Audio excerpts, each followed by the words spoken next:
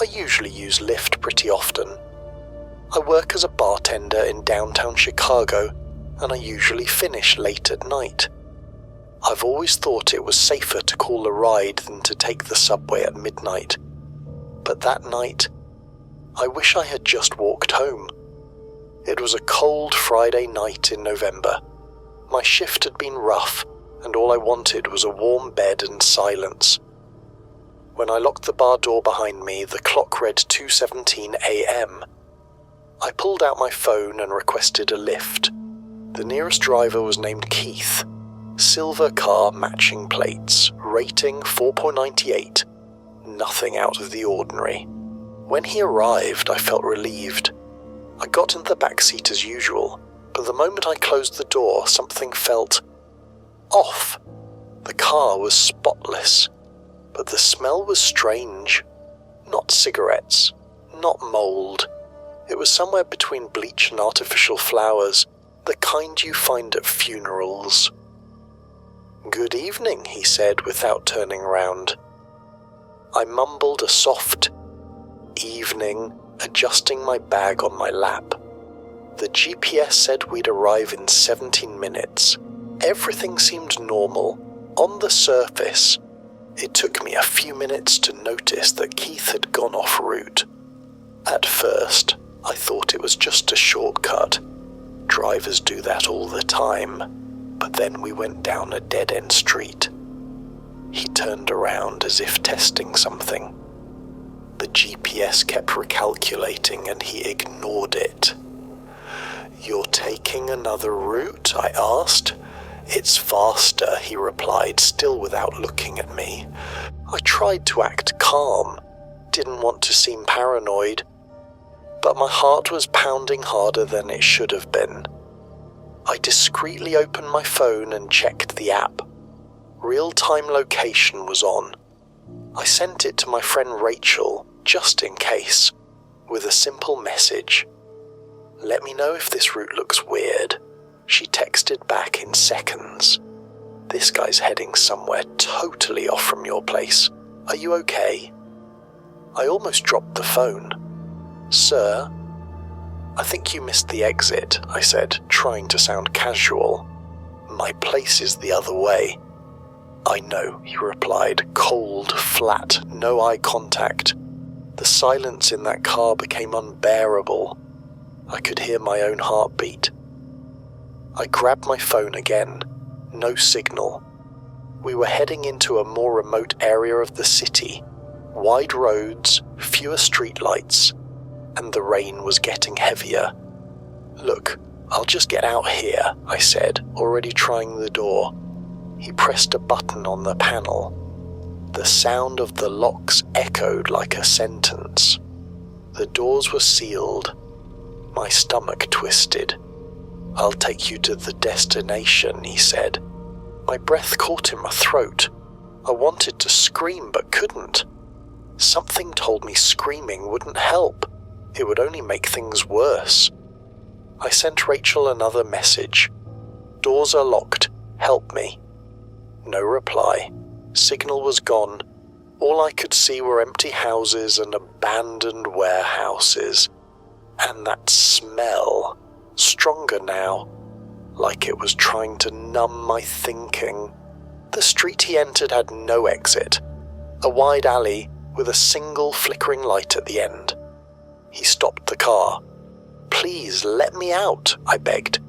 He slowly turned to me.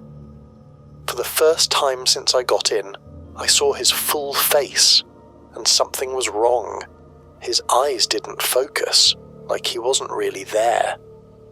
Sweat dripped from his brow despite the cold outside. "You know today marks exactly 1 year?" he asked, out of nowhere. "1 year since what?" "Since she got in the car, sat right where you are, and never got out." My eyes filled with tears. "Sir, you need help?" He smiled. A crooked, empty smile. I tried. I swear I did. Suddenly he unlocked the doors.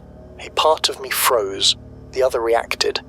I shoved the door open with all my strength and ran into the darkness, not looking back. I ran until I saw a diner with lights on. I burst in, trembling, crying, unable to explain. Someone called the police. I just kept repeating, "He locked me in. He was going to do something." When the police arrived, we returned to the alley. The car was still there, but empty. Keith had vanished. They never found him. His name was real, yes, but the account had only been active for a few days. Stranger still, a year ago, another woman had gone missing. Her last ride, same destination, same final location, never seen again. I gave a statement, picked his face from a photo lineup.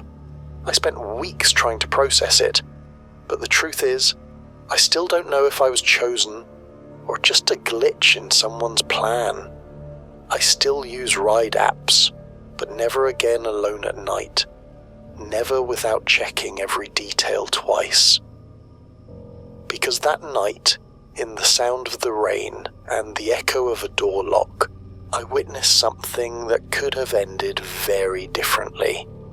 And I was lucky.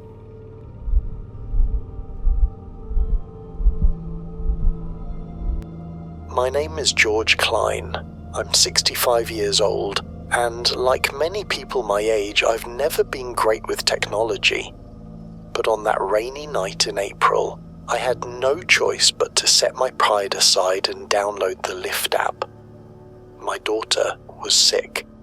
I had spent the entire day at the hospital with her, and when night fell, I decided to go home. It was almost 10 p.m. No more buses were running through that part of the city, and taxis have become rare. I requested a car through the app. The driver's name was Daniel. Grey Corolla, 5 stars. Everything seemed reliable. When he arrived, I thanked him and got in, already noticing the smell of moisture in the seats and watching the heavy raindrops hit the glass. "Good evening, Mr. George," he said politely. "It's coming down hard tonight." "Too much," I said, taking off my soaked hat and placing it in my lap. "Hope we don't hit too much traffic." I had no idea what was coming. We'd been on the road about 20 minutes. The city was slowly vanishing in the rearview mirror. Daniel had taken an alternate route due to a fallen tree on one of the main roads, something the GPS confirmed. It was a more remote area, darker with fewer houses, and the rain only got heavier. That's when I felt a jolt, a hard bump like the car ran over something sharp. The vehicle lost balance and Daniel pulled over. "Damn," he muttered. "Flat tire." He turned off the car, grabbed a flashlight and stepped outside, cursing the cold and water already at his ankles. I stayed in the back seat, watching through the fogged-up window. I saw him open the trunk, grab the spare, and then disappear. At first, I thought he was just crouching. I waited. 1 minute, 2, 5, 10. Nothing. His flashlight lay on the ground, flickering. I slowly got out of the car, trying to see something through the rain and the dark. My shoes sank into the mud by the roadside. I walked to the trunk. It was open. The spare tire was still there. The flashlight blinked in a puddle. No sign of him. "Daniel?" I called. "Are you okay?" Silence. I looked around.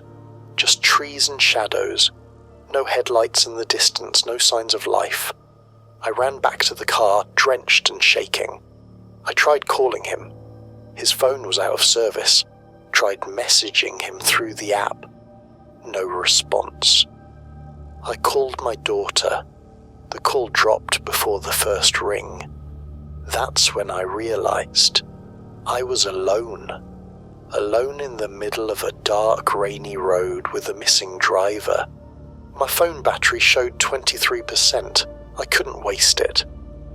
I turned on the car's hazard lights and stayed put. 15 minutes. Half an hour. I started tapping my feet nervously. The windows fogged again. I tried stepping out one more time just to look around. I yelled his name with all my strength. "Daniel, where are you?" But the storm swallowed my voice. I got back inside, wet and trembling. Then I took a deep breath and called the police. I waited for the ringtone like someone holding their breath underwater. 911, what's your emergency and location? I don't know exactly. I'm in a Lyft car, flat tire, and the driver disappeared. Just vanished. They tried to calm me down, asked for the car model, plate number, and location via GPS. Luckily, the app showed a precise point. They promised to send a unit. "Please, Mr. Klein, do not leave the car, lock the doors and stay on the line." I locked them. But even so, my heart wouldn't obey. It was pounding like it wanted to escape. It took over 40 minutes before I saw the red and blue lights of a patrol car approaching. I unlocked the door with such relief I almost cried. A young officer helped me out. "Sir, are you all right? What happened to the driver?" He disappeared," I stammered. "He went to change the tire and never came back." Another officer searched the area with a high-powered flashlight. "Mr. Klein, there are footprints here, but they stop, right in the middle of nothing, like he was taken." Taken? Sorry, poor wording, but they just end. No tire tracks, no return steps. They checked the car, the app, the driver's records, everything matched. Daniel was real. He had worked for Lyft for 6 months. No prior incidents, no red flags. But he had vanished that night. I spent an hour at the police station filing a report. Called my daughter from the landline. She was crying, worried. They promised to investigate, said it could be a mental breakdown or an intentional disappearance, but nothing turned up. The next day, the Lyft car was towed, and Daniel still hasn't been found. No ID, no digital activity, nothing after that night. Lyft contacted me days later. They apologized, said they'd conduct an internal review, gave me a ride credit. A credit. As if that fixed the fact that I saw a man vanish. I still use ride apps, but never again without checking the face, the plate, the model, and even then, I never feel safe. Because that rainy night, in the sound of raindrops and the silence of the woods, I saw a man disappear like smoke, and there was nothing I could do.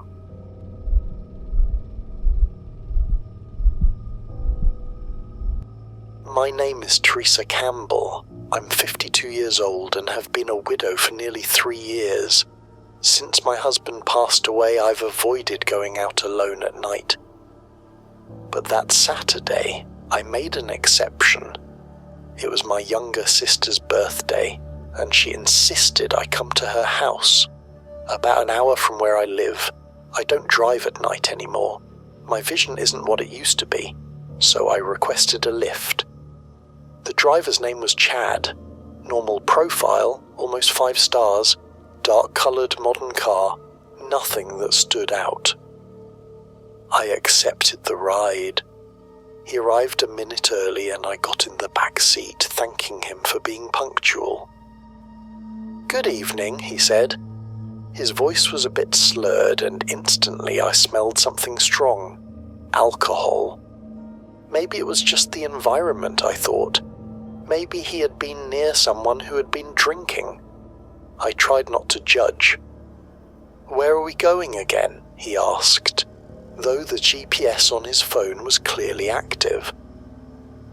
I repeated the address, trying to stay calm. It was only when he laughed, by himself, that I felt a chill crawl up my spine. The trip was expected to last almost an hour. He drove too fast on the main roads and way too slow at intersections.